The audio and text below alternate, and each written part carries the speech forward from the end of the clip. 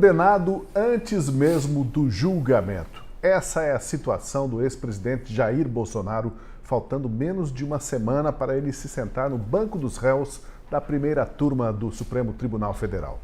Fontes do Judiciário em Brasília vazaram para a imprensa que o ministro Alexandre de Moraes definiu até onde vai mandar Bolsonaro cumprir pena, numa cela especial do presídio da Papuda, em Brasília. Uma sala que chegou a ser preparada pela Polícia Federal em Brasília só seria usada caso Moraes decretasse a prisão preventiva de Bolsonaro em regime fechado antes do julgamento, que parece não vai acontecer. Com essas informações, aparentemente, cai também por terra uma outra possibilidade de cumprimento de pena, que seria numa unidade do Exército, já que o ex-presidente é militar da reserva, ou numa sala da Superintendência da Polícia Federal. Bem, para esse e outros temas de destaque de hoje, eu convido você para vir com a gente para a última análise que está começando. E tem aqui no estúdio a presença do Francisco Escorcim. Tudo bem, Escorcim? Bem-vindo. Tudo bem, Tosi. Saudações, André Marcília. Como vai? Opa. Meu áudio estava aqui fechado, agora está aberto. Boa noite a vocês, Escorcim, Deltan, toda a audiência. Salve, Deltan Dallagnol. Tudo bem contigo? Grande Tosi, Escorcim, Marcília, sempre elegante, com esse óculos, esse microfone que deixa a voz boa demais. Olá, audiência. Sensual. Uma alegria estar com vocês para discutir coisas ruins. Tem tanta coisa ruim acontecendo. Vamos lá, vamos enfrentar o mal. O bem ainda há de triunfar no Brasil. Pois é, o julgamento está marcado para o dia 2 para começar, mas eis que nas vésperas, antevésperas do julgamento, já estão discutindo até o destino para onde vai o réu antes de ele se sentar naquele banquinho dos réus, né? Segundo reportagem desse site de Brasília, um dos ministros que conversou com o jornalista Igor Gadelha afirmou que só um milagre ou uma grave crise de saúde tiram Bolsonaro da Papuda após o julgamento definitivo. Um outro ministro, então, né? Além do Moraes, tem outro já falando só um milagre ou passar muito mal de saúde para ele não ir para a Papuda. Como que a gente pode começar analisando um fato desse? A gente já sabia, o próprio Marcília, o Dallagnol, o Escorcim, todos nós que falávamos aqui, que o presidente Jair Bolsonaro já estava condenado, né? Mas às vezes dá a impressão que é uma coisa retórica, assim, que aí dá uma esperança, porque tem lá a argumentação final dos advogados, tem todo aquele debate entre os ministros, mas parece que não é só retórica mesmo, né, Marcília? Realmente existe uma condenação prévia que, diga-se de passagem, é um atentado ao direito. Sobre essa questão de só um milagre, né, tiraria ou resolveria o problema do Moraes, vale lembrar que o ministro Gilmar Mendes outro dia disse que o gabinete dele parecia o Pátio dos Milagres, numa entrevista. Então, quem sabe não seja até uma dica. Olha só, o Pátio dos Milagres, então já temos aí uma solução para o caso, enfim. Rir para não chorar, né? Eu não sei o que é pior, né? Se alguém dizer que só um milagre ou o ministro chegar a dizer que o seu gabinete é um pátio dos milagres. De qualquer forma, eu acho que esse caso é grave, né? É grave porque o ministro Moraes, naquele evento lá do LIDE, ele disse também que o Bolsonaro deveria ficar tranquilo, porque o julgamento ia ser um julgamento técnico. Ele estava com bons advogados, que o julgamento é técnico, que não haveria nenhum tipo de parcialidade, e agora, enfim, me parece que isso tudo mudou. Então, se as fontes aí do jornalista que publicou essa matéria são mesmo, como ele diz na matéria, próximas do Moraes, o Moraes está mostrando exatamente o contrário disso, mostrando que o caso é político, mostrando que nós estamos diante de uma politização total desse processo, mostrando, inclusive, que é legítima a posição do Eduardo Bolsonaro de ir lá fora reclamar de tudo isso, porque, afinal de contas, como é que você não vai achar que é político se o próprio ministro já está condenando, e pior, hein? O Moraes não é que nem que ele está condenando antecipadamente o Bolsonaro antes do julgamento. Ele está passando por cima também dos seus colegas de primeira turma, porque, enfim, se ele está condenando, ele está dizendo que ele vai votar pela condenação, porque ele é o relator, que ele vai passar por cima ou convencer os seus colegas a votarem com ele, ou já sabe o resultado dos outros, não sei o que é pior, e mais, ele sabe o resultado até do plenário, se houver um recurso, porque vamos lembrar que hoje você só pode ser levado à cadeia, a uma prisão, a não ser que seja uma prisão preventiva, né? Mas não é o caso, você só pode cumprir pena depois de ter transitado em julgado o seu processo. Ou seja, ele já está antevendo, inclusive, que os recursos do Bolsonaro serão inúteis e que todo mundo ali está na mão dele e vai comer miúdo ali na mão do Moraes e votar com o que ele quiser. Portanto, a primeira turma vai votar junto com o Moraes, o plenário vai votar junto com o Moraes, o caso vai transitar em julgado e depois de transitado em julgado ele vai cumprir pena onde o Moraes quer, que é a papuda. Quer dizer, é disso que ele está falando. Ele está passando por cima não apenas do direito, não apenas dos direitos do Bolsonaro, mas também passando por cima do direito dos colegas votarem de forma isenta e regular. Isso é absurdo. Fora que a gente rompe também uma tradição aqui, que inclusive foi feita ou promovida com o Lula e também com o Michel Temer, quando foram presos, de fazer com que essas pessoas não estejam em presídio. Não interessa se é uma cela comum. O ex-presidente não tem direito à cela especial. Essa não é a questão. A questão é não estar num presídio que não oferece a menor condição. Vejam, as pessoas morreram já nesse presídio, tem diversas pessoas reclamando de tortura nesse presídio, não há condições médicas de ser atendido nesse presídio, um presídio sem estrutura, um presídio claramente insalubre, e não importa, se você está numa sala especial num lugar que é ruim, você está numa cela ruim. Esse é o grande ponto. E a tradição da nossa jurisprudência, inclusive do STF, é fazer com que ex-presidentes, por uma questão de segurança deles e das pessoas que são os seus eleitores, estejam protegidos em um lugar adequado. Deltan, o que você diz sobre o papel que os outros, ou a condição em que ficam os outros ministros da primeira turma, né, relegados a meros coadjuvantes ou vogais no que vai decidir o Moraes? Olha, Tosi, eu não sei se é essa bem a questão. A questão não é que eles são coadjuvantes, a questão é que eles estão todos fechados, reunidos. Talvez o único que fuja ao padrão ali seja o Fux, mas existe uma união de esforços. Hoje não é só o Moraes. Esses outros juízes, ministros, eles dão respaldo para o Moraes desde o começo. Sempre que as decisões do Moraes foram submetidas para validação na turma, em todos os casos, as decisões foram validadas. Aliás, essa é uma das coisas que a gente viu aqui no programa de segunda-feira, que justamente o Moraes arroga como se fosse uma prova da sua imparcialidade. O fato de que mais de 400 decisões suas foram confirmadas pela turma, quando na verdade é o contrário. A falta de divergência, de dissonância, de vozes divergentes, de votos divergentes, de decisões reformadas, mostra que existe ali, sim, um bloco monolítico formado para atuar contra uma vertente política. E isso a gente vê desde os inquéritos das fake news, os inquéritos das milícias digitais, o inquérito dos atos golpistas, o caso do 8 de janeiro e agora a trama golpista. E não são casos em que não exista debate jurídico. Não são casos em que não exista visões divergentes. Pelo contrário, são casos em que a doutrina histórica é clara no sentido contrário àquele em que os ministros estão indo. Ou seja, se era para ter uma unanimidade, era para ter uma unanimidade contrária à decisão, as decisões têm sido emanadas por essa primeira turma do Supremo Tribunal Federal, e não sufragando, endossando as decisões do ministro Alexandre de Moraes. Então, eu não vejo como ministros indo a reboque, eu vejo como um conjunto de ministros que decidiram dar poderes a Moraes, e como eles delegaram esses poderes para que Moraes fizesse coisas que talvez nem eles tivessem coragem de fazer e provavelmente não teriam, eles deram os poderes e agora eles estão endossando, eles estão apoiando, eles estão cuidando das costas de Alexandre de Moraes.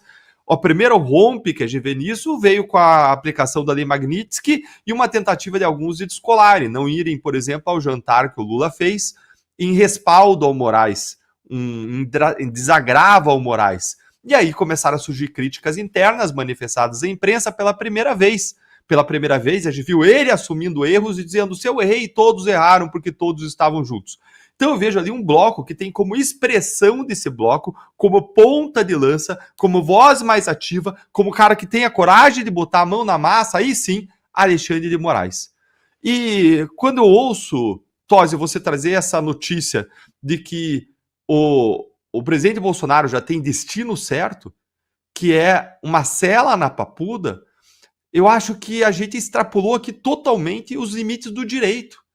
Não se trata mais de discutir direito, pode, não pode. Se trata de discutir aqui o que está sendo feito, que é uma imposição da vontade dos ministros num claro pré-julgamento. Gente, se a gente fosse discutir direito aqui, pré-julgamento é algo que torna os juízes suspeitos, impedidos de julgar o caso. Por quê? Porque antes de eles ouvirem os argumentos de defesa, antes de eles analisarem as provas, eles já estão dizendo o que vai acontecer, ou seja, não existe imparcialidade, não existe desejo de conhecer as provas, os fatos, de aplicar a lei, o que exige é o desejo de prejudicar alguém, de dar um resultado pré-definido. Existe aí uma conta de chegada.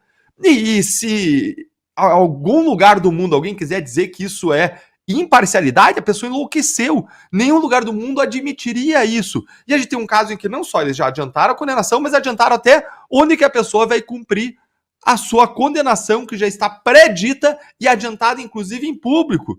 Então, o que a gente vê aqui é o cúmulo do absurdo, do absurdo, do absurdo, e eu fico impressionado com o Brasil naturalizando o absurdo. Onde a gente vai parar com isso? Qual é o limite? Eles podem fazer o que eles quiserem no Brasil, rasgar a Constituição e a lei, o que eles estão fazendo agora no caso do Tagliaferro, e isso vai atingindo mais e mais pessoas, e uma hora vai bater nas portas das pessoas mais próximas ou na nossa própria porta, quando a gente menos esperar. Porque não se iludam, ações têm consequências, ideias têm consequência, e eles estão estabelecendo um ideário em que a censura e o abuso de poder faz parte da normalidade da vida. E uma hora isso vai bater na porta de todo mundo. De um jeito ou de outro vai bater. E já vai começar batendo pelas redes sociais. Pois é, quando eu citei ali que eu achei que eles estão como coadjuvantes ou vogais, eu quis dizer assim que eles estão diminuídos nisso tudo, né? Parece que não tem espinha dorsal para dizer assim, ó, eu decido por mim, eu falo por mim, não é o Moraes que vai falar por mim, né? Eles delegaram, como disse o Deltan, e também ficaram todos cerraram fileiras com o Moraes, mas isso é se apequenar diante do tamanho que é o desafio de julgar um ex-presidente, e tamanha é a violação do direito de ficar antecipando, né, o que vai ser decidido. O que torna também difícil é porque se tiver alguém ali que ainda queira ser juiz ou se portar como juiz, não é o correto também você fazer um contraponto público em discurso ou mandando recadinho através da imprensa do que discorda ou deixa de discordar, né? Um juiz ele não deveria nem dar entrevista, né? Deveria se manifestar nos autos, né? E a hora de se dar resposta, digamos assim, é justamente na hora que você vai votar dentro da turma. Como nada do que está acontecendo é jurídico, nada disso até para a gente preservar a noção do que é direito, né? Nada disso se enquadra dentro desse contexto. A gente precisa entender as coisas de um ponto de vista político, ou mesmo até psicológico, né? Dias atrás, numa das entrevistas internacionais do ministro Alexandre de Moraes, ele falou que ele estava aplicando uma vacina no Brasil, né? Uma vacina porque nós temos um histórico de muitos golpismos e aí com essa vacina ele pretende ser um herói da nação, que vamos punir, enfim, algum desses golpes para que isso nunca mais aconteça, que a gente ganhe um certo anticorpo. Então, a mentalidade do ministro Alexandre de Moraes ela é de trás para frente, vamos dizer assim. A gente tem que ir no efeito da vacina para você ir voltando para ver como é que ele vai fazer a aplicação dessa vacina. Então, se ele quer uma vacina dessa, não basta apenas que Jair Bolsonaro seja condenado. É preciso fazer com Jair Bolsonaro aquilo que o governo brasileiro fez, por exemplo, com Lampião e o seu bando. Quando o governo brasileiro matou Lampião e todo o seu bando, decapitou as suas cabeças e fez uma tour pelas cidades nordestinas expondo a cabeça decapitada do Lampião e do seu bando para mostrar que é isso que acontece com quem se atreve a tentar fazer alguma coisa, né? Isso, infelizmente, não é algo de exceção na história, nem brasileira nem do mundo, onde se costuma fazer muito isso. O efeito da pena para prevenir que outros tentem algo parecido é você exatamente expor, né, o condenado, né, o corpo mutilado, enfim, a consequência disso tudo. Então, quando a gente volta um passinho para trás, então essas divulgações, né, as cautelares, né, tudo vai dentro de um contexto no qual Jair Bolsonaro não tem de ser apenas condenado, né? Ele tem de ser humilhado e ele só não vai ser esquartejado e tudo mais, porque aí nós vamos ter que retroceder, rebobinar a fita para muito antes de qualquer mera verossimilhança com alguma democracia. E a gente sabe muito bem como é que é o tratamento dado, né, nas prisões. Tem um livro recente do Rui Castro sobre a Segunda Guerra Mundial no Rio de Janeiro, onde ele passa, uma das partes do livro é falar sobre a tentativa, a intentona comunista de 1935, que é a tentativa dos comunistas de dar um golpe no Getúlio Vargas. E ele conta a história do que aconteceu com esses que tentaram dar o golpe, e a forma mais do que desumana com que foram tratados. Teve um que ficou preso alguns anos debaixo de uma escada onde ele não cabia. Era um jeito grande, ele não cabia, e com luz e barulho o tempo todo, assim. Ele chegou a sair da cadeia, mas não sobreviveu com a quantidade de doenças que tinha. Uma das prisões onde eram levados os golpistas também voltavam todos muito doentes, e era literalmente uma forma de se acabar com qualquer possibilidade, não só deles tentarem alguma coisa depois, mas de certo modo até continuarem a viver. Então, quando se fala, e o próprio Jair Bolsonaro fala isso, né? Eles não querem me prender, eles querem me matar. Quando saem essas coisas, é difícil da gente não pensar que a intenção, no fim das contas, não seja algo assim, infelizmente.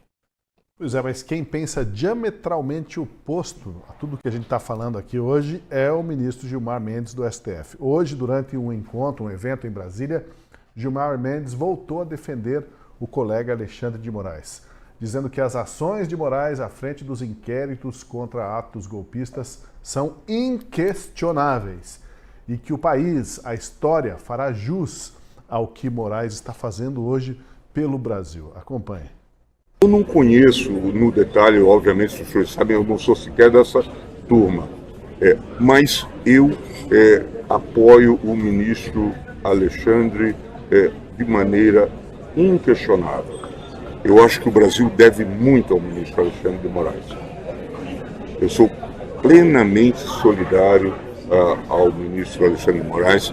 Eu acho que se nós estamos aqui hoje num ambiente democrático, devemos muito ao ministro Alexandre de Moraes, e eu sei que a história vai lhe fazer justiça.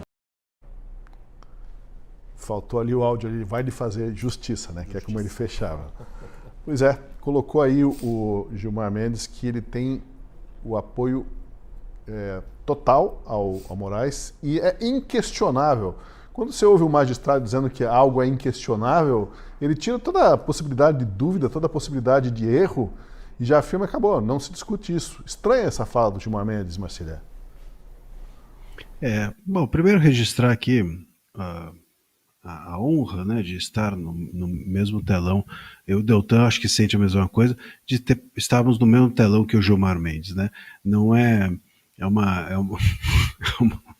estou sendo irônico, tá bom? Para o chat não nos pegar de pau depois. Olha, eu acho que inquestionável realmente, você pegou bem, viu, Tosi? É uma palavra que não deve estar na boca nunca de um juiz, né? Sobretudo de um juiz questionável como o Gilmar. Eu acho que a gente precisa entender, né, dentro desse círculo ali, né, e o Deltan disse bem, né, nós estamos diante de um STF que parece que menos...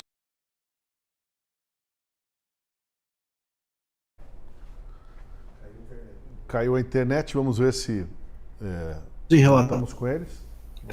Travei fazendo biquinho. Travou e voltou já estamos contigo. Travei fazendo biquinho, é impressionante, sempre que a gente trava com os piores caras possíveis. Eu não sei se é de sacanagem isso daí, mas eu acho que a gente precisaria regular as redes para que isso não fosse mais possível. É um atentado, né, a uma espécie de discurso imagético de ódio.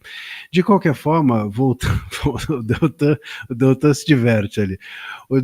De qualquer maneira, eu acho que a gente precisa entender, o Deltan dizia, né, que a gente sente que os ministros estão unidos nisso, e claro, e aí quando a gente fala em um racha dentro do STF, eu acho que a gente precisa fazer uma exceção, tirando ali o Mendonça, ou talvez o outro, o Nunes, que é o mudinho, a gente não consegue entender o que ele pensa, mas e o Fux que tem aquela divergência cor-de-rosa, ele não sabe se vai ou se fica ou se vai não sabe se fica não sabe se vai, e fica nesse lugar, a gente não sabe exatamente como esses vão se posicionar ou se posicionam, mas de qualquer forma, nós temos ali, ao menos em relação ao Bolsonaro, uma unanimidade nessa corte.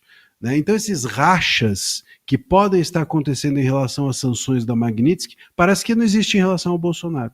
Parece que, pelo menos é isso que sinaliza o Moraes, e é isso que sinaliza o Gilmar, essa fala do Gilmar e essa certeza de condenação do Moraes leva a todos nós cremos que eles estão, ao menos nisso, unidos. Há uma união no sentido de precisamos acabar com o Bolsonaro e com o bolsonarismo. Então, isso eu acho que é um elemento interessante de análise política, porque a gente está caminhando no sentido de falar assim, bom, a Magnitsky está dando uma amaciada na corte, essas sanções estão levando a uma reflexão da própria corte de que estamos todos indo para um lugar errado, devemos voltar para dentro da lâmpada, devemos voltar para dentro da Constituição e repensar o que fizemos. Irmos ali para o cantinho da reflexão, botar um chapéuzinho e pensar. Não acho, portanto, que isso está acontecendo nesse caso. O Gilmar insistente em relação à defesa do Moraes, sobretudo no caso Bolsonaro, essa sinalização do Moraes de que está convicto de que todos vão junto com ele. Porque, veja, é muito difícil acreditar que o Moraes hoje tenha alguém próximo dele com quem ele não tenha 1 milhão de cuidados ao falar alguma coisa. Então, essa história aí que o Moraes soltou me parece ser, no mínimo, de se desconfiar se isso não saiu de propósito, se alguém do núcleo do Moraes não levou isso à imprensa, querendo mesmo que isso fosse noticiado. Será que o Moraes está num momento de ingenuidade ainda? De acreditar que alguém do seu núcleo reservado não vai sair e levar um negócio desse da imprensa? Então, não sei, talvez a sinalização do Moraes tenha sido exatamente essa. Eu é que mando nesse troço e está todo mundo comigo. Se ele tem essa certeza, se ele quer sinalizar isso para a sociedade, repito, pelo menos em relação ao Bolsonaro, todos estão unânimes em relação a condená-lo. Isso é, para mim, um elemento novo e interessante. Deltan, o que te parece? Olha, eu acho as ações do Alexandre de Moraes inquestionáveis. Inquestionavelmente abusivas, inquestionavelmente arbitrárias, inquestionavelmente absurdas, surreais, contrárias ao direito, voluntaristas, que impõem a vontade pessoal em vez de o direito, que rasgam inquestionavelmente a Constituição, as leis, para impor uma visão de mundo em perseguição a um espectro político. E, é claro, eu não diria que é inquestionável que o seu biquinho ali estava feio, viu, Marcília? Acho que até alguém aí do chat vai achar você sexy ali no biquinho que você fez, viu? Agora, eu quero perguntar para vocês em qual é o Gilmar Mendes que vocês vão acreditar. Porque existem 2 Gilmar Mendes. Um é o Gilmar Mendes, que em público fala que as ações de Alexandre de Moraes são inquestionáveis. Outro é o Gilmar Mendes em privado. Dá uma olhadinha aqui comigo nisso aqui, ó. Olha aí, ó. Olha só. Aqui saiu na coluna do Lauro Jardim, tá certo? Aqui no dia 10 de agosto, ou seja, faz aí 17 dias atrás. A semana passada, em especial, foi mais uma de intensa romaria de políticos, advogados e empresários no gabinete de Gilmar Mendes. É mais ou menos aqui o que o André Marcília descreveu, lembrando de uma falha do próprio ministro Gilmar Mendes, que ali existe ali um pátio dos milagres. Ele é um grande milagreiro do Pátio dos Milagres. Todo mundo faz romaria lá, porque ele consegue tudo na República. Ele emplaca o PGR, ele emplaca nomes para o TSE, ele faz as decisões acontecerem, desacontecerem. Só Deus sabe por que ele tem tanto poder na República. Contem nos comentários por que vocês acham que Gilmar Mendes tem tanto poder assim, quando outros ministros que aplicam a lei não têm, hein? Conta pra gente. Agora olha o que segue aqui dizendo a matéria.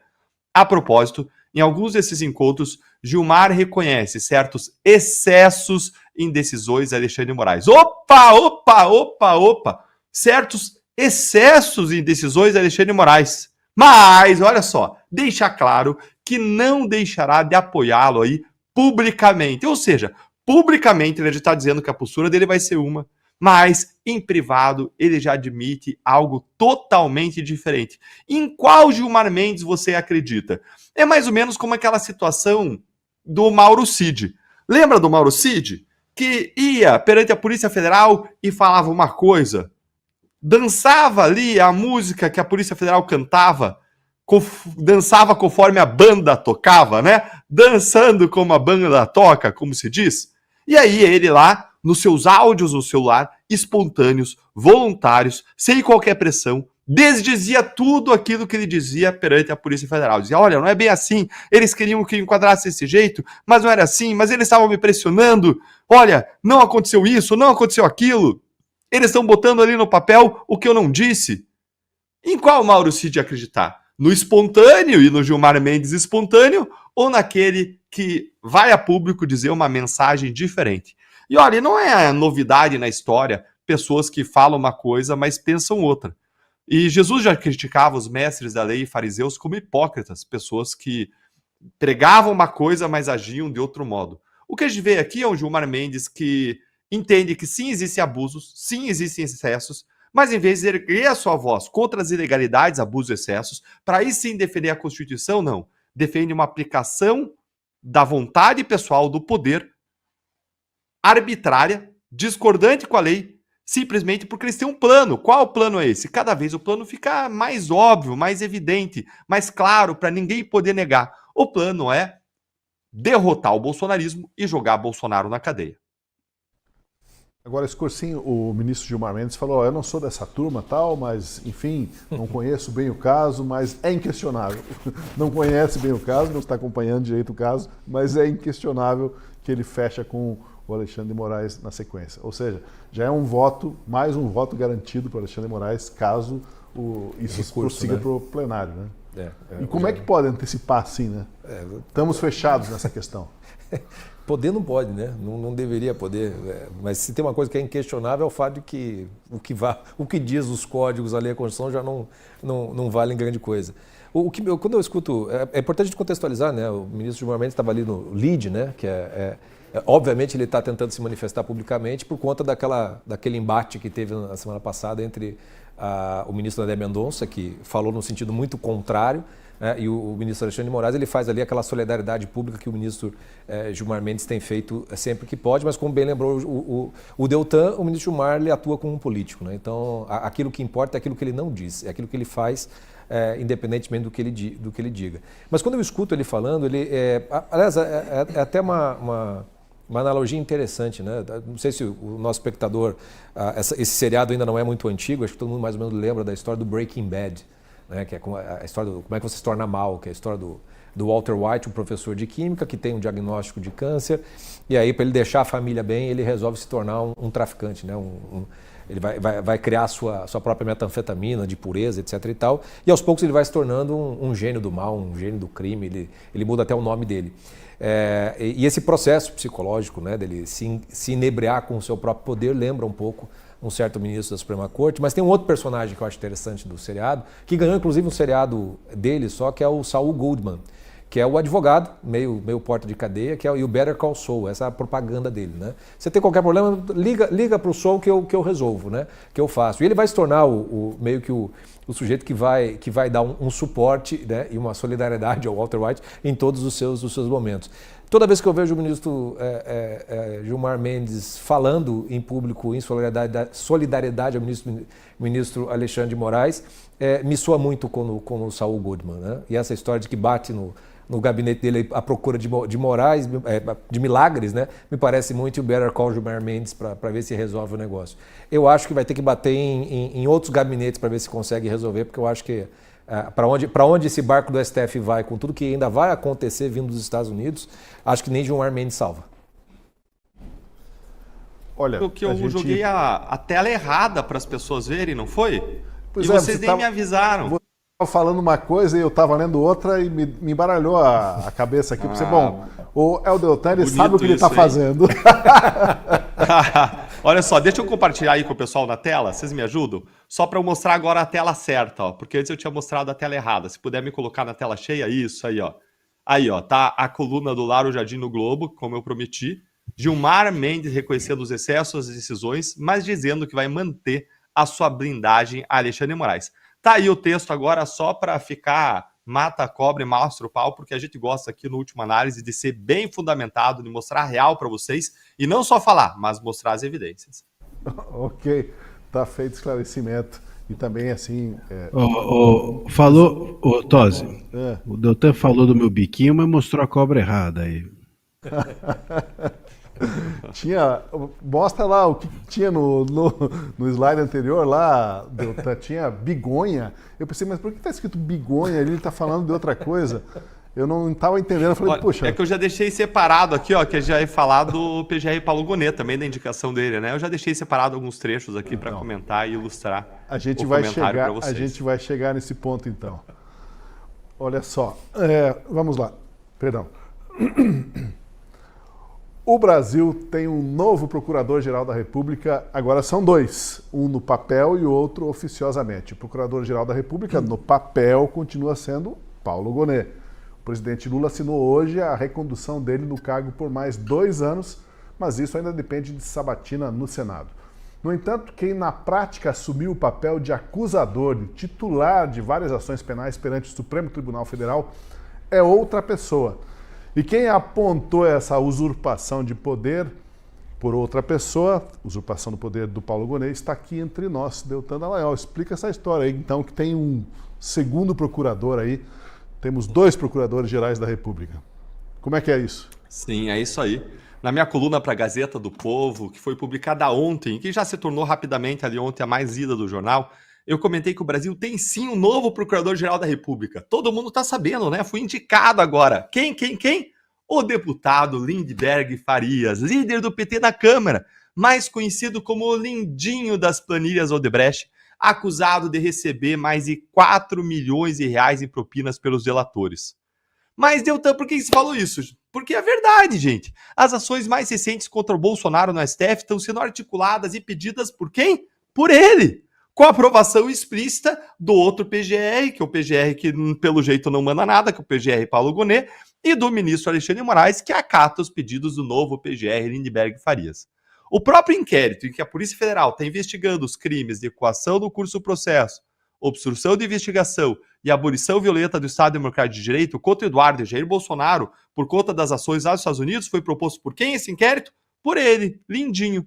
Depois desse mesmo inquérito, foi também o Lindinho que solicitou que Alexandre de Moraes aplicasse a medida cautelar de monitoramento via tornozeleira eletrônica e de proibição de uso das redes sociais sobre Jair Bolsonaro.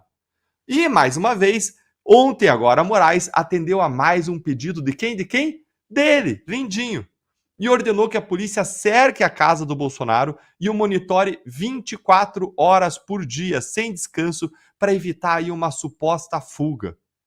Aí o Lindinho foi comemorar nas redes sociais, obviamente, porque se trata aí nada mais, nada menos de uma ação política que deveria ser repudiada, não pelos pedidos em si, porque todo cidadão tem o direito de peticionar ao judiciário, mas porque o Lindinho não tem legitimidade para fazer esse tipo de pedido de ordem processual penal contra Bolsonaro.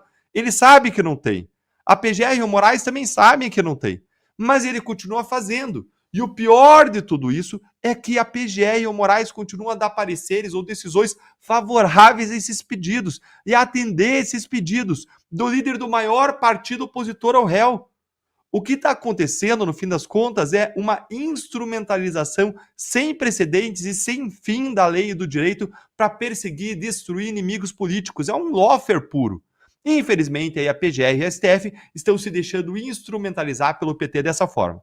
Para finalizar, como que seria a reação da opinião pública, como que seria a reação da grande mídia se na Lava Jato, PSDB, Bolsonaro fossem fazendo petições semanais lá diretamente perante o juiz Sérgio Moro contra o Lula, de medidas contra o Lula, e o Sérgio Moro desse, hein?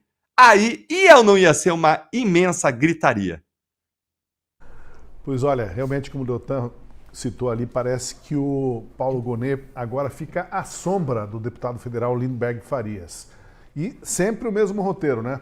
O Lindenberg Farias levanta uma questão nas redes sociais, lá no parlamento, cobra a Polícia Federal, também cobra a PGR agir, ato contínuo a PF e a PGR obedecem ao deputado e propõem medidas coercitivas ou ações penais que acabam sendo aceitas pelo ministro Alexandre de Moraes do STF. A última dessas medidas a gente vai lembrar agora aqui, saíram da cabeça do, aspas, procurador-geral Lindenberg Farias, foi a vigilância policial 24 horas contra Jair Bolsonaro. Acompanhe o vídeo postado por Farias que embasou a ordem de Moraes para fazer esse cerco policial no entorno do Bolsonaro. Olha, isso aqui é a Embaixada dos Estados Unidos. Eu fiz uma denúncia em cima de informação de várias fontes que Jair Bolsonaro prepara uma fuga. E que a fuga é simplesmente ele sair da casa dele e entrar na Embaixada norte-americana. Minha equipe esteve hoje onde mora Jair Bolsonaro, no Jardim Botânico, área nobre de Brasília. Não tinha policiamento. Vieram numa velocidade tranquila. Chegaram aqui, na Embaixada norte-americana, em 10 minutos. Se ele entra aqui, na Embaixada, acabou. A confusão está feita. Porque ele entrando, ele pode pedir asilo político depois e pede salvo-conduto. A Embaixada, o governo norte-americano pode pedir salvo-conduto para eles. O governo pode negar. É mais crise diplomática. E ele vai continuar como? Gravando vídeo, com seus discursos, dando entrevistas. Eu estou insistindo. Providências têm que ser tomadas. Nós pedimos ontem novamente a prisão preventiva de Jair Bolsonaro. Se você me perguntar, é claro que eu preferiria que ele fosse julgado, aparecesse todas as provas da trama golpista, do plano de assassinar Lula, Alexandre de Moraes. Só que não. Olha a história do Bolsonaro. Ele já dormiu 2 dias na Embaixada da Hungria. Está comprovado que ele escreveu uma carta de 33 páginas pedindo asilo diplomático para a Argentina. Está na cara que a fuga dele é entrar aqui. As autoridades brasileiras têm que entender o momento que a gente está vivendo. Olha, o Brasil, as nossas instituições, não podem aceitar a possibilidade de uma hipótese como essa. É necessário se antecipar. Seria uma grande frustração nacional, mas ainda uma ameaça à segurança nacional. Alguém tem dúvida que Bolsonaro, que o Eduardo Bolsonaro agem como colaboradores, como informantes, como traidores do Brasil em todo esse contencioso com os Estados Unidos? Ele não conseguiu anistia, o Brasil não se rendeu às sanções, tarifas. Agora, o caminho dele é esse, é de fuga. Por isso, prisão preventiva e imediata de Jair Bolsonaro. Está aí, não foi fácil, 2 minutos ouvindo o líder do PT falando essas coisas, deu a impressão de que ele estava montando guarda ali, né? Ele mesmo querendo fazer a vigilância, já que enquanto a polícia não está lá. E curioso que chamou a atenção aqui no estúdio é o fato de ele ter ficado indignado porque se descuidarem, daqui a pouco o Bolsonaro está dando entrevista, daqui a pouco ele está escrevendo nas redes sociais, né? Isso não pode, seria um atentado à soberania nacional deixar o homem dar entrevista.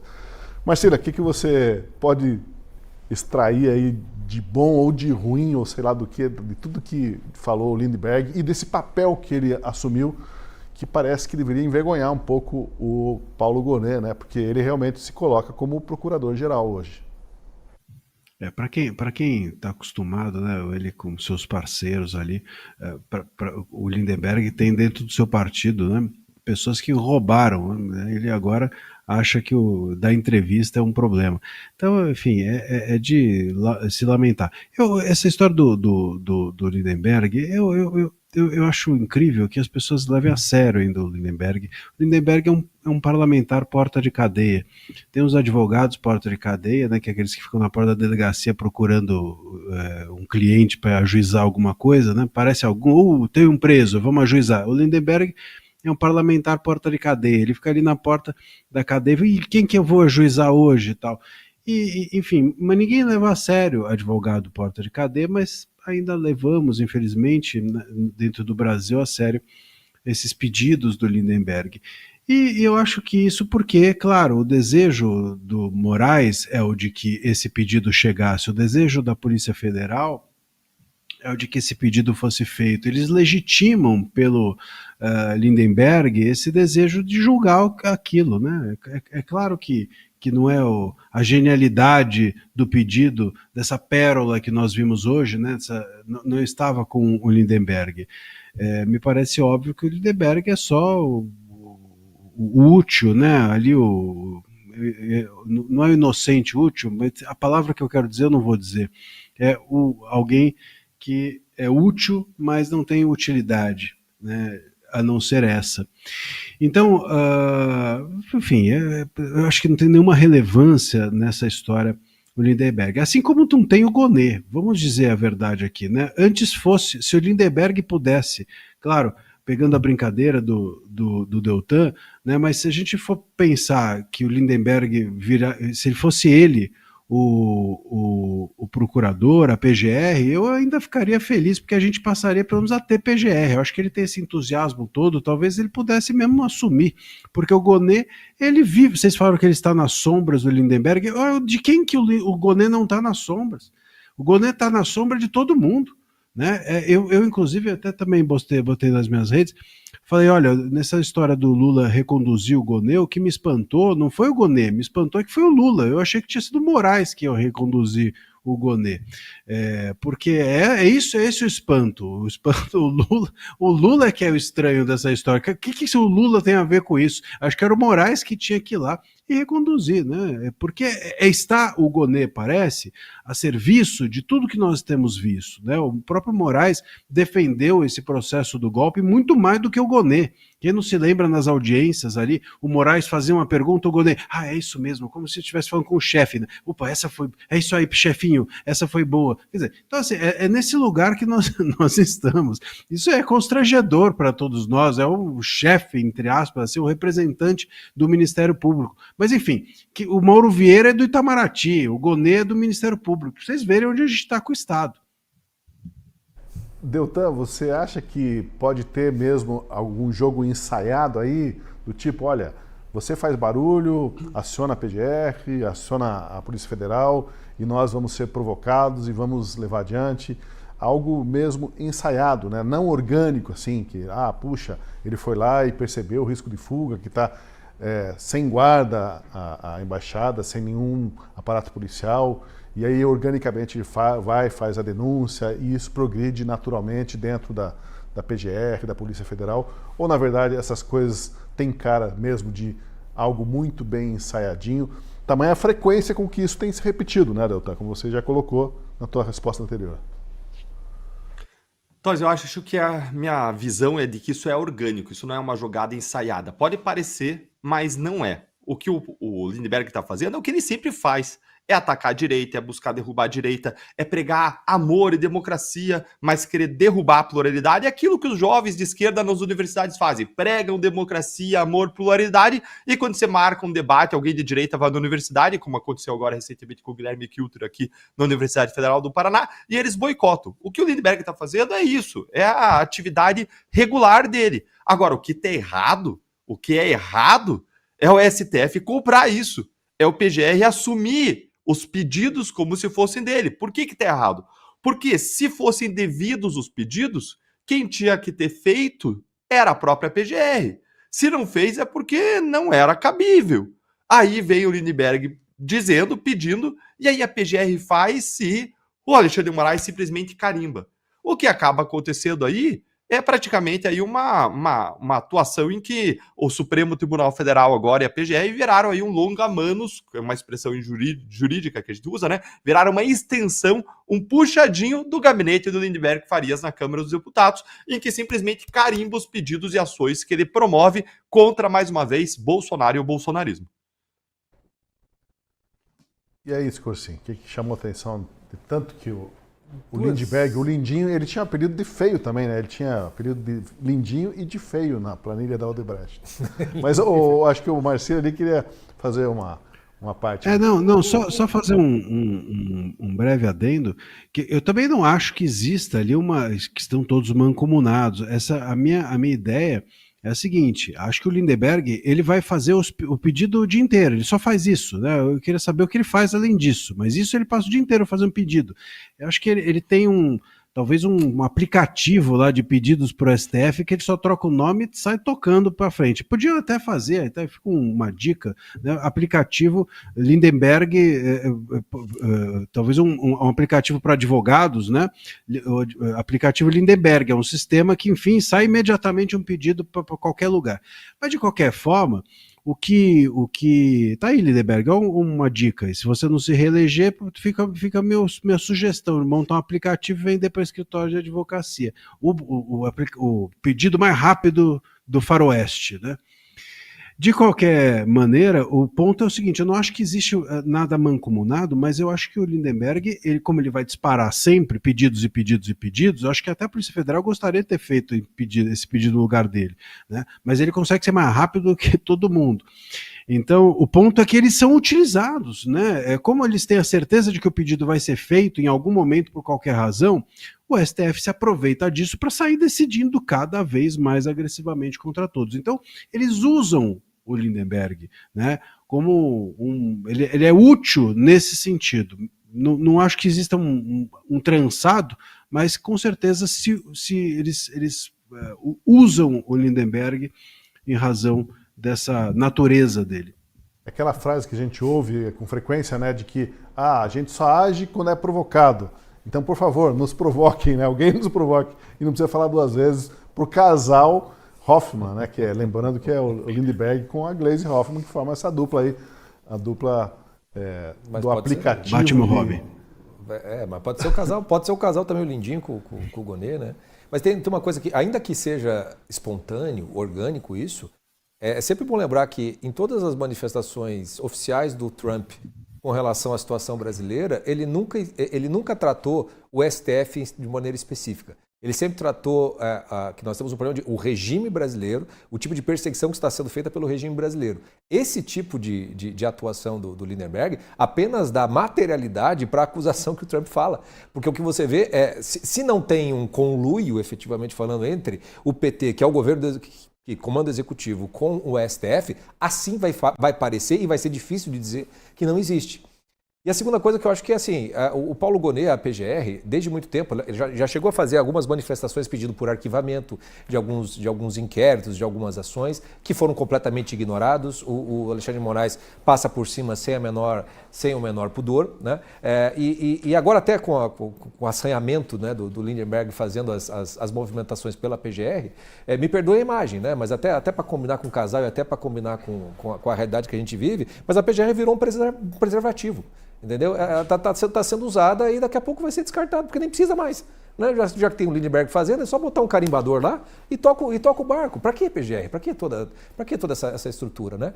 Então, o preservativo garante uma aparência de que talvez você escapou da doença, mas no fundo tá ali mais para atrapalhar e para dar uma aparência de algo do que qualquer outra coisa. Me chamou também a atenção que o Deltan tinha comentado. Mancomunação. Vai lá.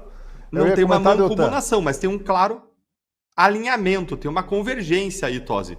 Tem uma convergência entre as ações do Lindbergh, da PGR e do STF. E se fosse uma convergência baseada no direito, baseada na lei, na Constituição, não tinha nada errado. Porque a convergência partia do que foi decidido pelo povo por meio do Congresso. O problema é que é uma convergência fora das 4 linhas da Constituição, da lei e do direito. E aí, se existe uma convergência do STF, do PGR, com uma pessoa de esquerda que quer ferrar Bolsonaro e o bolsonarismo, tire as suas próprias conclusões. Eu lembro que eu ia mencionar que o próprio Deltan falou agora há pouco que se fosse o contrário, né? Se fosse lá na época da Lava Jato, se tivesse alguém de um partido conservador, um partido de direita, fazendo essa provocação, o escândalo, a gritaria que não haveria por parte da esquerda em função disso. Mas agora está tudo normalizado. Se for preciso, o Lindinho, o Feio, enfim, o Lindbergh Farias, ele vai lá e vai mobilizar a companheirada para fazer vigilância lá, né? Na frente da embaixada. Mas não foi preciso porque o Bolsonaro está devidamente cercado e cerceado por ordens do Moraes, provocado pelo Lindbergh Farias. Bem, vamos falar agora um pouco do Procurador-Geral da República, aquele que é nomeado oficialmente para isso e que está tendo as suas funções usurpadas, ou pelo menos divididas aí com o deputado petista. Paulo Gonet teve a sua recondução como PGR assinada hoje pelo presidente Lula para um novo mandato de 2 anos. Mas para continuar no cargo, ele vai precisar dos votos de 41 senadores. Curiosamente, 41 votos é exatamente o que a oposição já reuniu para pedir a abertura de processo de impeachment contra o ministro Alexandre de Moraes do STF. E que Alcolumbre disse que não põe em votação nem com 81 votos. Será que não existe aí um risco político de o Senado vetar a recondução de Paulo Gonet como uma retaliação e um recado claro ao Alcolumbre e ao governo Lula? Seria um gesto de muita coragem do Senado e desses 41 senadores que foram esnobados pelo Alcolumbre, né? E o Paulo Gonet pagaria o pato. Fico imaginando se em alguma galáxia, em algum planeta, isso seria possível, ou quem sabe no Brasil de hoje, os 41 votos tem lá para o impeachment do Alexandre de Moraes. Teria também para barrar o Gonet e falar assim, ó, já que isso é um circo montado, o Gonet vai ser o primeiro a pagar e nós vamos barrar. Estará na mão do Senado, né, fazer isso. Que é possível, né? Mas muito provavelmente esses movimentos dos senadores, né, dos pedidos ali, é aquela coisa que você joga com a torcida e depois, quando o jogo aperta, às vezes não se joga no mesmo time como se imagina. O que eu acho sempre espantoso na história brasileira, se o pessoal tiver uma curiosidade de pesquisar o que a esquerda disse sobre Paulo Gonet, quando ele foi indicado pelo próprio Lula, inclusive, do passado dele, vai ser algo muito parecido com o Alexandre de Moraes, assim, as acusações contra o Paulo Gonet, é um conservador, porque não sei o quê, porque é sempre um negócio muito, muito contrário ao que na prática essas pessoas acabam demonstrando, né? Eu acho que o Lula, ao fazer a indicação dele, é obviamente pelos bons serviços prestados, vamos dizer assim, que ele ganha essa recondução. Acho que o Senado tem uma boa oportunidade para dar uma boa resposta a isso, porque seria muito curioso o Senado não aceitar Paulo Gonet, quer dizer, que quem seria indicado no lugar, não tem nenhuma perspectiva que viesse alguém muito, muito melhor do que ele. Mas seria uma boa situação para demonstrar que os senadores estão falando a sério, né? Quando assinaram as 41 assinaturas para o pedido de impeachment. Mas eu acho muito curioso que mesmo o Alexandre de Moraes, até, porque eu entendo a situação atual, mas as possibilidades se o Alexandre de Moraes for empichado, se o Paulo Gonet for retirado, a chance de vir alguém pior é grande. Não estou falando que tem que mantê-los, mas que nós estamos numa situação tão complicada que a gente não sabe se a gente não sai da panela para o fogo, do fogo para a panela. Tosi, esse ponto que o Scorsi levantou é interessante, né? Quer dizer, o Gonet foi anunciado como um conservador, né, lá atrás. E isso é incrível. Até o próprio Moraes, vamos lembrar, quando o Moraes foi indicado, ele também era um conservador. E inclusive a própria esquerda foi contra a indicação do Moraes, né? Porque ele era contra os direitos humanos e não sei quem, enfim, imagina só, isso ele se manteve coerente, só que por outras razões.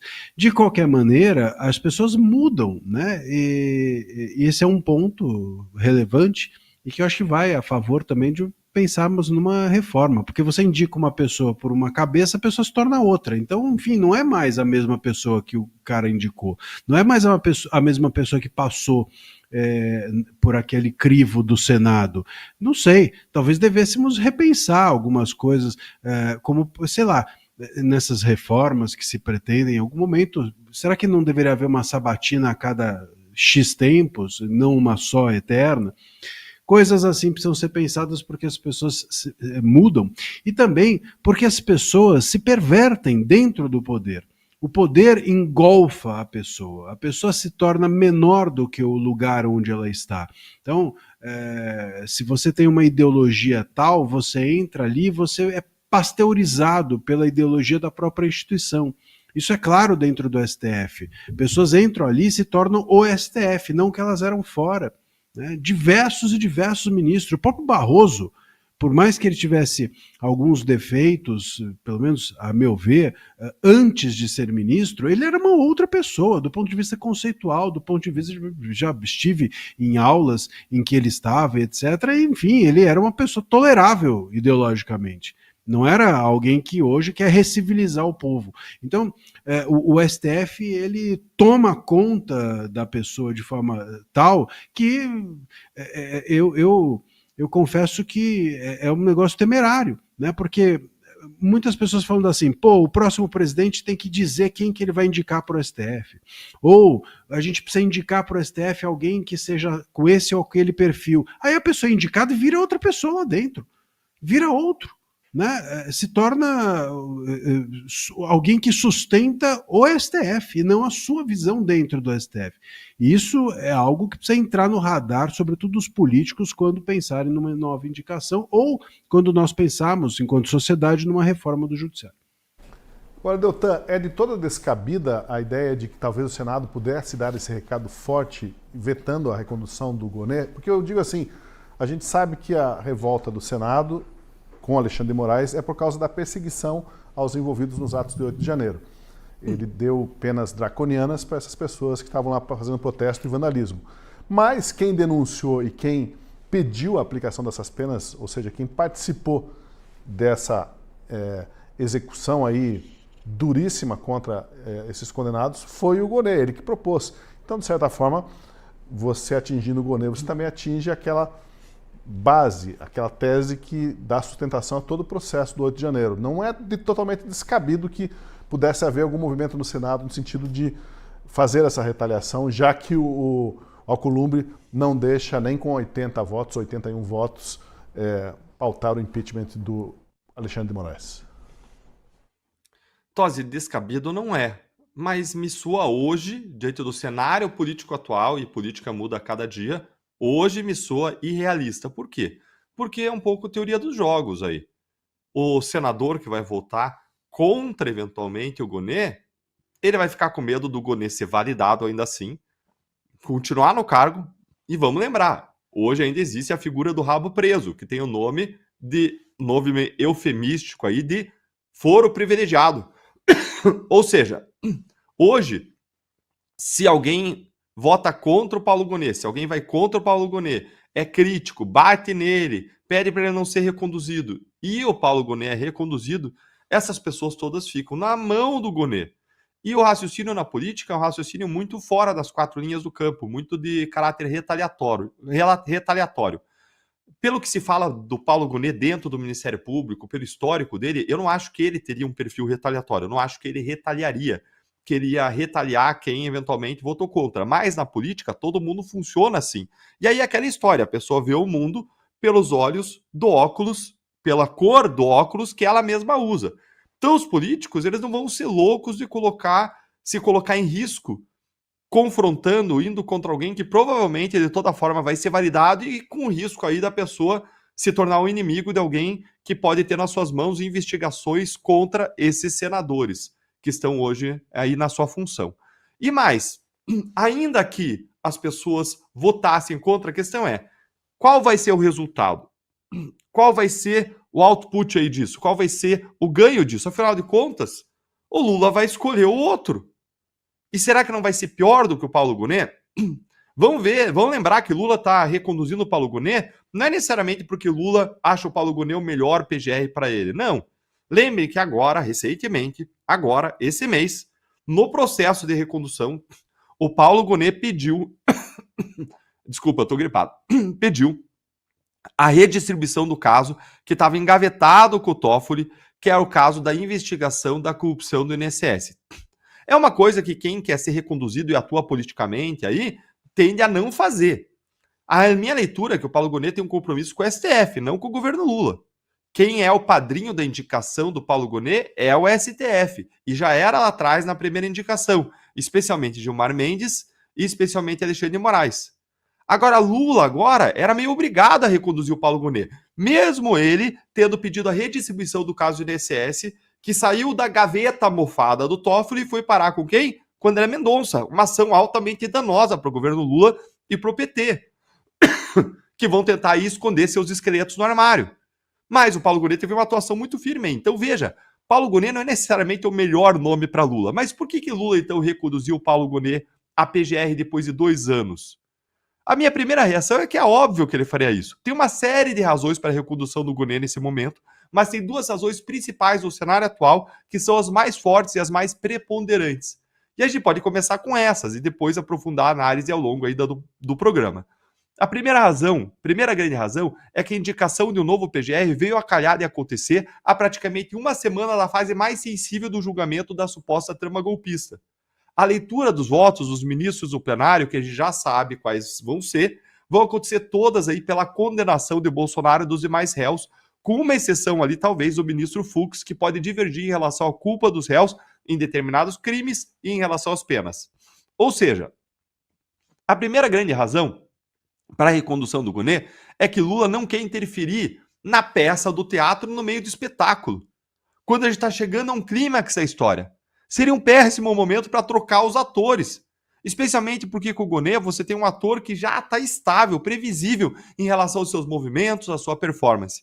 Imagina lá um filme, no meio do filme, de repente você troca os atores. É péssimo para o filme. Indicar um outro PGR agora, ainda que fosse um com que Lula tivesse mais sintonia e afinidade, poderia ser um desastre, porque ele não seria testado, suas reações seriam imprevisíveis. Então essa é uma primeira grande razão, manter a estabilidade e a continuidade do julgamento da trama do golpe de Bolsonaro até se conseguir a condenação e trancar o Bolsonaro numa cela da Papuda, sem balançar o barco ao longo desse caminho. A segunda grande razão, Tosi, é o contexto internacional. O Gonê hoje é um dos sancionados pelo governo americano junto a outros 8 ministros do Supremo, com a perda do visto americano e a proibição de entrar no país. Essa é uma punição relevante para o Gonê, que é considerado um professor e doutrinador importante na área do direito, que tinha atividades acadêmicas regulares, inclusive lá nos Estados Unidos. Eu, por exemplo, encontrei ele lá em Harvard em abril do ano passado para a Brasil Conference, onde nós dois palestramos. Isso agora é algo proibido para o Gonê pelo governo Trump, e a recondução dele é uma forma de desagravo que o governo Lula faz por essa punição do governo americano. Algo na linha, olha, a gente vai recompensar, a gente vai cuidar de quem está do nosso lado e é punido pelo governo Trump. Tem ainda aí dezenas de outras razões que a gente pode dissecar com mais calma ao longo do programa. Agora, se o Gonê for barrado, pode vir algo pior do que o Gonê em termos de atuação da direita. Pode vir um aliado do Lula da pior espécie. É só lembrar do Aras. Augusto Aras, que agia de modo servil a toda a classe política. Se o Gonê ainda tem pudores, Aras não tinha absolutamente nenhum. Deltan, se prepara aí porque eu quero saber de você e os bastidores do Ministério Público daqui a pouco, depois de ouvir os colegas, sobre como que está o Gonê na foto com os colegas lá, né? Com os colegas de carreira. Mas eu pergunto para vocês, Corsinho, o seguinte, fosse Gonê ou fosse qualquer outro procurador, será que o ministro Alexandre de Moraes não iria fazer prevalecer a tese dele de que houve golpe em 8 de janeiro, houve atentado contra o Estado Democrático de Direito? Ou essa tese é tão somente da PGR, foi o Gonê o autor original disso aí e ali que nasceu? Né? Será que se fosse outro procurador, não iria acabar sendo conduzido por esse caminho também? Eu acho que do modo como a coisa foi construída, né, o ministro Alexandre de Moraes ele não precisa de um PGR, né? Ele precisa de um bom ficcionista, né? Ele precisa de um bom escritor, né, para poder construir a narrativa com a qual depois ele vai utilizar para fazer o julgamento, né? E de fato é um guerra e paz, né, a denúncia do Gonê contra o Bolsonaro, né? São, sei lá quantas dezenas de páginas contando uma história, não exatamente apontando fatos, especificamente falando. Então acho que qualquer PGR não teria qualquer possibilidade, acho até que para ser indicado o compromisso já é esse. E tem uma coisa que eu me lembrei aqui, estava até tentando pesquisar em alguma fonte mais confiável, mas acabei não deu tempo suficiente de encontrar. Vou até colocar na roda, porque pode ser que o Marcílio e o Deltan lembrem melhor. Se eu não me engano, antes no histórico do Paulo Gonê, ele chegou a ser sócio do Gilmar Mendes no IBP.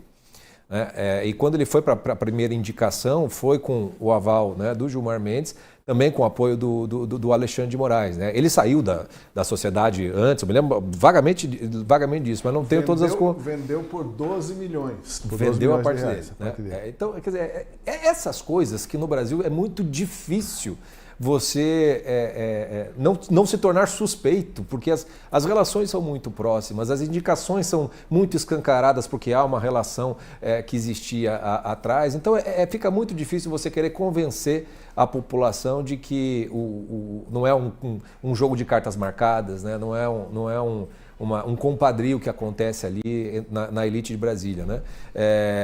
Não é de se levantar suspeita sobre as pessoas, mas que é suspeito que essas coisas aconteçam, porque não tem como você conseguir explicar muito esses movimentos e as razões das indicações, porque essas indicações são políticas, né? E esses contatos é o que fazem a política acontecer, né? Marcília, quando a gente vê a forma como o ministro Alexandre de Moraes conduzia o seu gabinete no STF e aquele gabinete também de combate às fake news lá no TSE, né, pedindo relatórios, identificando pessoas a serem investigadas, perfis para serem derrubados, distribuindo ordens à torto e direito a partir de um ponto de vista já de pré-julgamento, é difícil imaginar que fosse um PGR um pouco mais linha dura, um pouco mais independente, para usar esse termo, a tese do Alexandre de Moraes não teria avançado como avançou tanto hoje e comprada por boa parte, inclusive, da mídia e parte da população brasileira que acabou assumindo essa interpretação dos fatos como se fosse a interpretação verdadeira, de que aquele pessoal todo lá realmente fez um atentado, cometeu um atentado violento ao Estado Democrático de Direito. Veja, se a gente tiver...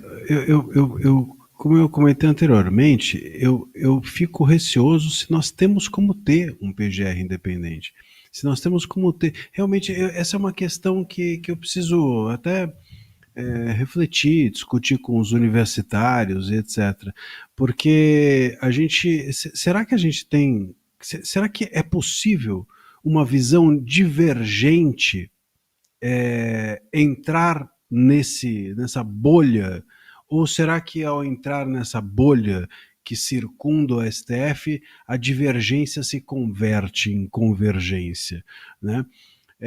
Será que um PGR que tem a capacidade de entender o absurdo daquilo tudo tem condições de entrar lá e enfrentar os outros? Será que isso não é um mito? Será que a gente não tem um mito de que não dá para enfrentar, de que é preciso muito cuidado? Eu não sei. Sinceramente, porque eu não conheço aquele ambiente, não conheço de dentro, né? Sei lá, enfim, se você é nomeado ministro, você chega lá, o que eles fazem? Umas chibatadas em você até você passar a pensar igual a todo mundo? Não sei. O que acontece? Por que as pessoas passam por isso? Por que você é nomeado a um cargo, enfim, vitalício praticamente, tem todo o poder na sua mão e você sucumbe a uma ala majoritária? Por que um PGR que nem é dessa ala de nada, é alguém independente, com autonomia, sucumbe a isso? É só uma questão ideológica, política? A pessoa mudou? Ou será que você é realmente levado pelo quê? Pelo poder? Você entra numa turminha, é o clube do charuto, você é chamado para o bailinho ou não, sabe-se lá, o que é? O que está por trás desse lugar tão sedutor que faz com que as pessoas que pensam A passem a pensar B, ou passem a fazer com que a sua visão pessoal, as suas convicções, ou será que são pessoas que não tinham convicções? Porque também tem muito isso no Brasil. A gente vê, inclusive, isso muito na direita, não só na esquerda. A pessoa tem lá, eu sou de direita. Agora, inclusive, o que vai ter de gente de direita, como a gente está às vésperas da eleição, mas vai ter gente de direita que não sabe nem o que é direita, para conseguir chegar lá e nas eleições e botar para frente essa plataforma. Mas tem muita gente, por exemplo, que acha que é de direita só porque é cristão. Acha que é direita porque simplesmente tem uma visão... eu sou conservador. Mas o que você é conservador? Não, eu sou religioso. Mas o que uma coisa tem a ver com a outra? Não. Então, assim, o ponto é esse. Aí, de repente, será que é isso? Aí o cara entra lá e passa a ter uma visão totalmente diferente porque as suas convicções não são fortes. Eu confesso que eu não sei. Eu tendo a achar que qualquer PGR que entrasse numa situação hoje, tá, e que não tivesse convicções muito fortes, não acreditasse piamente que aquela é a missão de vida dele, que ele precisa estar ali para algo, essa pessoa talvez no dia seguinte estava ali aplaudindo a peça da PGR, que é muito mais do Moraes do que da PGR. Vamos lá, Deltan, conta pra gente aí como que tá o clima na PGR lá com os seus antigos colegas. Você conhece muito bem como funciona e até como talvez eles estão reagindo a esse estado de coisas. Legal, Tosi. Olha, eu acho que merece também, esse caso, uma avaliação aí de acertos e erros do PGR ao longo do mandato, e tem muita coisa para ser criticada. Agora, eu vou deixar isso um pouco de lado e vou falar agora um pouco do que eu levantei. Eu levantei alguns bastidores sobre como o Gonê é visto dentro do Ministério Público Federal. E aqui não se trata agora da minha opinião, mas de como as pessoas dentro do MPF estão vendo a atuação de Gonê. Lembrem que a cada escolha do Procurador-Geral da República pelo Presidente da República, a Associação Nacional dos Procuradores da República faz uma lista tríplice com 3 nomes, contendo os 3 nomes mais votados da carreira, e encaminha ao Presidente da República sugerindo que ele escolha um desses 3 nomes. Não é algo previsto na lei, na Constituição, mas é algo que se tornou uma praxe. A escolha de um nome da lista já tinha virado uma espécie de tradição entre 2003 e 2017. A tradição foi quebrada em 2019 com a escolha do pior procurador-geral da República da história do Ministério Público, que foi Augusto Aras, que atendeu aos interesses do governo em muitos pontos, mas destruiu o Ministério Público por dentro e atacou ferrenhamente o combate à corrupção diante de uma aliança que ele fez aí com a classe política. Ele tinha um bom relacionamento com o sistema, com os políticos, os diferentes partidos, com o Centrão, e ele atacou ferrenhamente a Lava Jato e o combate à corrupção. Ele, numa canetada, acabou com a força-tarefa da Lava Jato, dizendo que era para ampliar o combate à corrupção, que a força-tarefa tinha se tornado um órgão anômalo, esdrúxulo, e ele tinha que espalhar o combate à corrupção para todo lugar. Na prática, todo mundo sabia o que ele estava fazendo. Debaixo daquele discurso bonito, ele estava matando a força-tarefa e o combate à corrupção. Dessa vez, agora com o Gonê, pela primeira vez em décadas, não teve a formação e o envio da lista de nomes pela ANPR ao Presidente da República. Na minha interpretação, com base no que eu ouvi, é que o objetivo foi legitimar o PGR Paulo Gonê. Mas o que eu escutei é que se tivesse uma lista, provavelmente o Paulo Gonê pegaria o primeiro lugar da lista. Dentro do Ministério Público Federal, hoje o Gonê é visto como um bom nome para uma transição entre alguém que destruiu o Ministério Público, o Aras, e o futuro. É alguém que não indica ter uma ambição de ser ministro do STF e então não deve adotar medidas aí desastrosas, como fez a Procuradora-Geral da República, Raquel Dodge, no final do seu mandato. Ela ambiciava uma indicação para ser ministra do Supremo, e aí, naquela época, coincidentemente, o Brasil é cheio de coincidências, ela arquivou delação envolvendo o ministro do STF, envolvendo, salvo engano, na época, Dias Toffoli. Aí o Aras deixou um Ministério Público inflamado no final da sua gestão, com brigas internas, com descontentamentos, e aí o Gonê, ele é visto, e de novo, gente, não estou dando a minha opinião, estou falando como ele é visto dentro do Ministério Público. O Gonê é visto dentro do Ministério Público como alguém técnico, que coloca panos quentes em brigas dentro da instituição, como uma espécie ali de paizão, mas que tem faturas a pagar para o STF. As pessoas percebem isso, elas veem isso, e veem que isso impacta a sua atuação, a atuação do Gonê, nos casos de interesse do STF. As denúncias do 8 de janeiro não foram feitas por ele, mas por um procurador anterior, e se entende que ele não teria tanto aí como mudar a linha de atuação do órgão bruscamente. Mas já em relação a outros casos de interesse do STF, como o da trama golpista, há quem até defenda tecnicamente a atuação do Paulo Gonê, dizendo que a atuação seria técnica. Lembrando, gente, que boa parte do Ministério Público é progressista, e isso pode impactar a visão das pessoas. Na minha impressão, impacta sim. Mas eu acho muito difícil e questionável essa defesa da atuação do Gonê nesses casos, como se fosse uma atuação técnica. E há quem diga também que isso é parte da fatura que o Gonê paga pela indicação que ele recebeu dos ministros do STF. Ou seja, a atuação dele nesses casos envolvendo o Bolsonaro e o bolsonarismo seria parte aí da dívida que ele tem com o STF. Tem quem interprete que nas ações da trama golpista ele foi então levado pela maré, que ele não conseguiria remar contra nem que ele quisesse. Internamente, ele não é criticado ali publicamente dentro do Ministério Público, mas muita gente é descontente com a postura dele nos casos envolvendo o bolsonarismo e Bolsonaro, entendendo aí que ele está atuando de forma não técnica, de forma equivocada, dentro de um contexto aí de uma atuação do STF que indicou ele, e ele estaria então pagando essa fatura. Eu até fiquei curioso para saber se o apoio que ele tem não deriva dele ter concedido benefícios aí de caráter remuneratório, mas a resposta que eu encontrei aí foi negativa. O Paulo Gonet apenas operacionalizou algumas verbas remuneratórias aprovadas em gestões anteriores e praticadas em tribunais. Mas se não fosse assim, ele já comentou até que ele não implementaria essas verbas. Bem diferente da gestão Aras, que implementou ali uma política de pão e circo. Ao mesmo tempo em que ele atendia a classe política, ele acalmava a instituição, os procuradores distribuindo benesses. Ele foi o primeiro que deixou, por exemplo, que se vendesse licença-prêmio, o que se traduz em verbas significativas para os membros. Ou seja, Gonet é visto internamente como alguém que tem feito uma gestão boa, uma gestão técnica, mas que nos casos envolvendo Bolsonaro e bolsonarismo, que são uma fatia pequena da atuação do procurador-geral, vamos lembrar, é uma fatia pequena, mas hoje é a que mais aparece, né, em razão da relevância dos casos. Nessa fatia, ele estaria aí pagando para boa parte dos membros da instituição uma fatura junto ao STF. Pois é, a gente tem a imagem sempre do procurador como alguém com firmeza de propósito, de convicção, mas como foi lembrado aqui no início do programa, até lá durante os interrogatórios, né, dos núcleos lá da suposta trama golpista, o Gonet era qualquer coisa menos alguém com firmeza ou convicção, né? Isso eu acho que acabou transmitindo uma imagem muito ruim do que é o Ministério Público, do papel do Ministério Público, porque ele simplesmente estava lá quase como um servo, alguém ali, como eu gostei da interpretação do Marcília. Marcília, faz a interpretação de novo aí. Vai lá, chefinho, como é que é?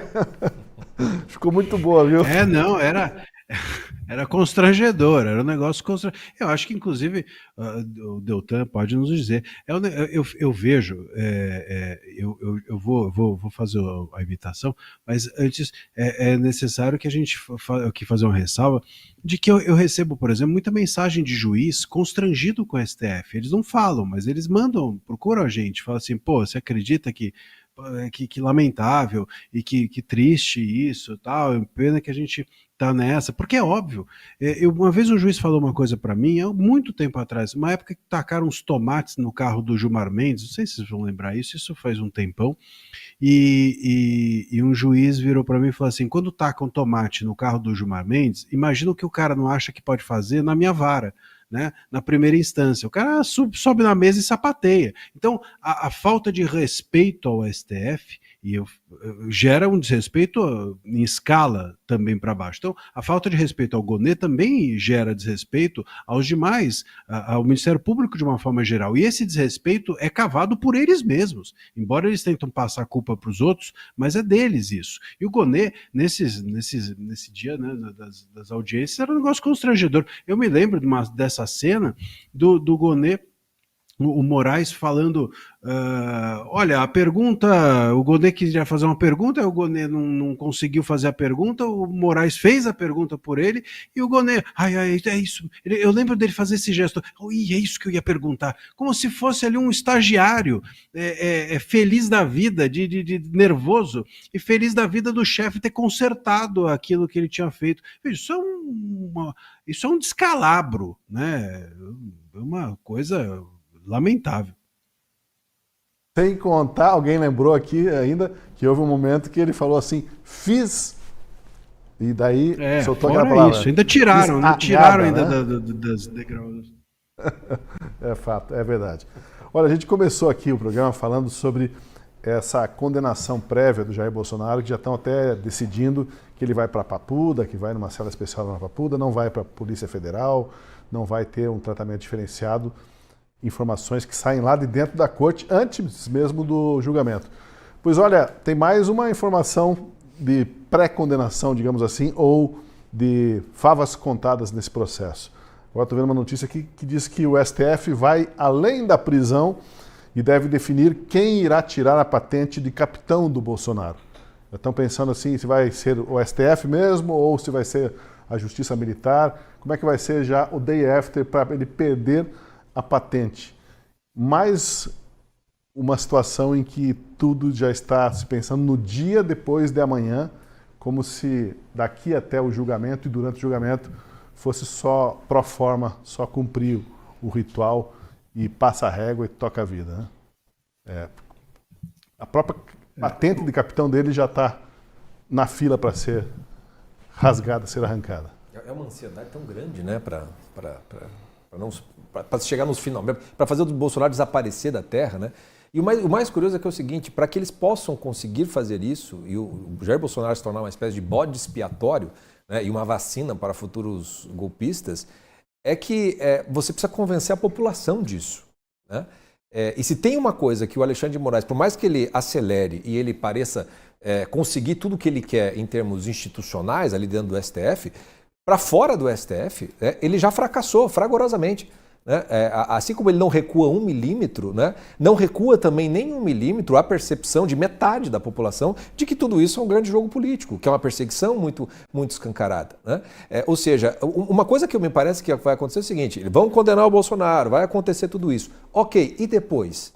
Você não vai expurgar o bolsonarismo da vida política. Você não vai fazer com que metade da população passe a acreditar que o Bolsonaro é culpado porque vocês chegaram no final desse processo. Né? Eu me preocupo até com a existência do próprio Alexandre de Moraes, porque eu não acho que ele vai se sentir aliviado e cumprir uma missão quando acabar tudo isso. Eu acho que ele vai se sentir vazio.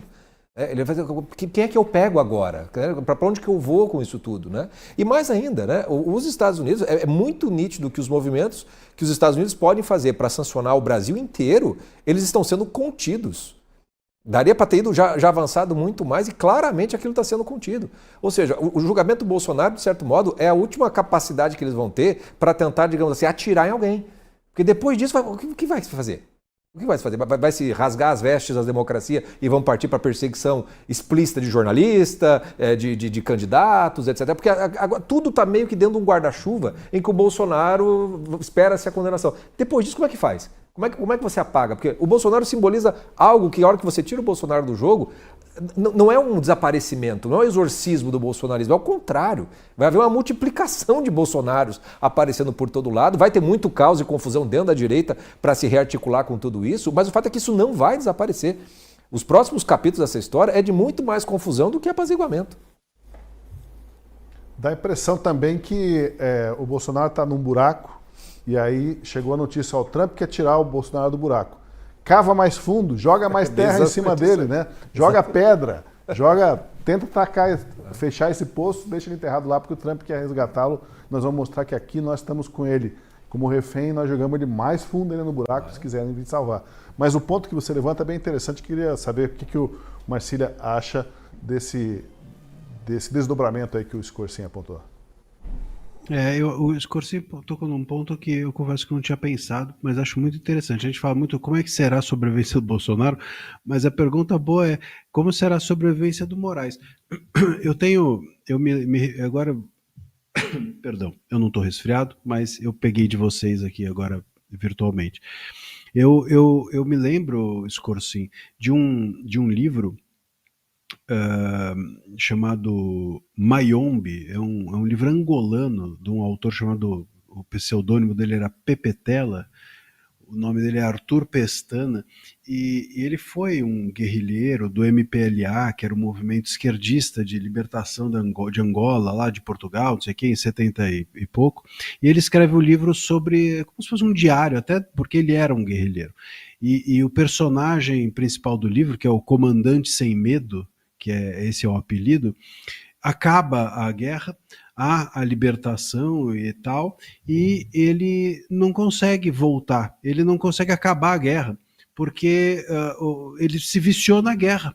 A guerra para ele era a vida, né? Então acabar a guerra virou um problema e ele acabou então ficando na guerra e acaba com isso morto.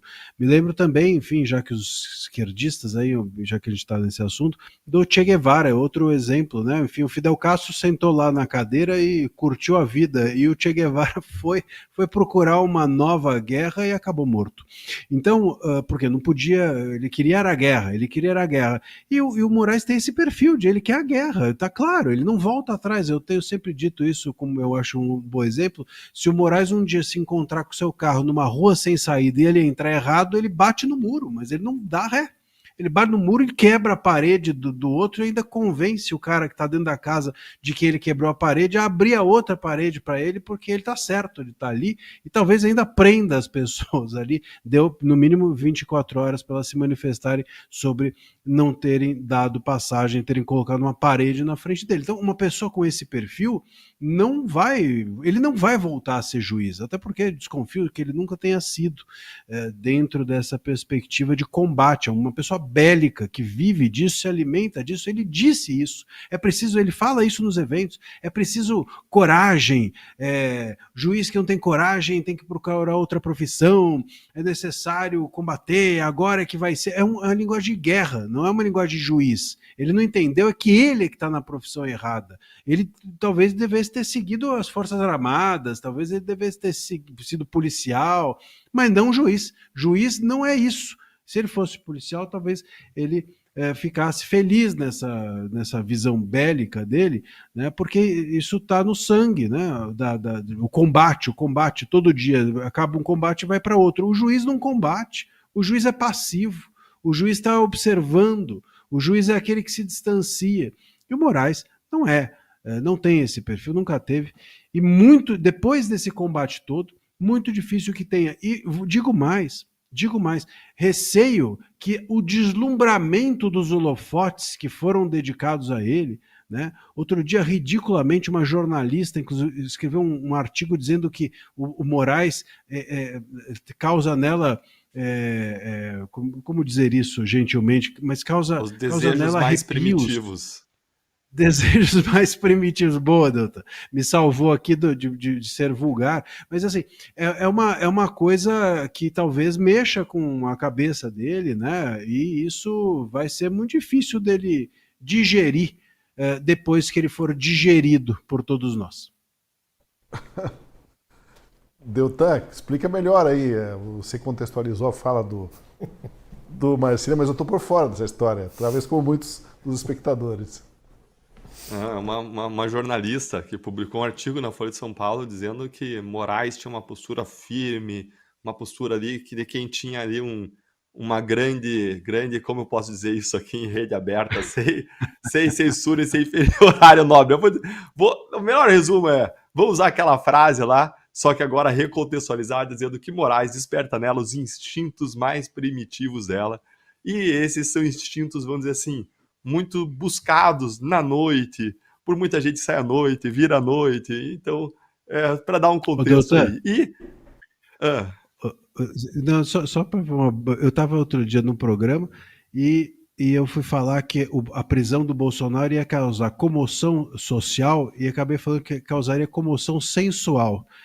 Obviamente recebi um monte de memes, mas enfim, só para fazer parceria da sua... No socorro, obrigado. Acho que você resumiu bem aí o que é a ideia dela aqui. Deixa eu ver se eu acho o artigo, se eu achar, eu vou falar aqui, ó. Pronto. Tati Bernardi, um artigo do dia 31 de julho de 2025. O título do artigo é Xandão pega no meu cartão. Alexandre de Moraes é o grande responsável pela libido do nosso país. E aí ela segue daí para baixo. Mas tem esse instinto mais não deixem de perder a leitura desse artigo. Mas é bom lembrar, na época do Mensalão, quando o José Dirceu foi fazer, acho que alguma coisa na Câmara, não sei se era CPI ou não, e o deputado Roberto Jefferson estava ali e foi interrogá-lo e disse para o José Dirceu: o senhor desperta em mim os instintos mais primitivos, que é um outro tipo de instinto tão primitivo quanto esse da Tati Bernardi, o que mostra bem de onde fomos e para onde chegamos. Mas olha, nada como a psicanálise, hein, Scorsi? Ainda bem que o Scorsin deu uma desanuviada na conversa, estava indo por caminhos muito sensuais aí.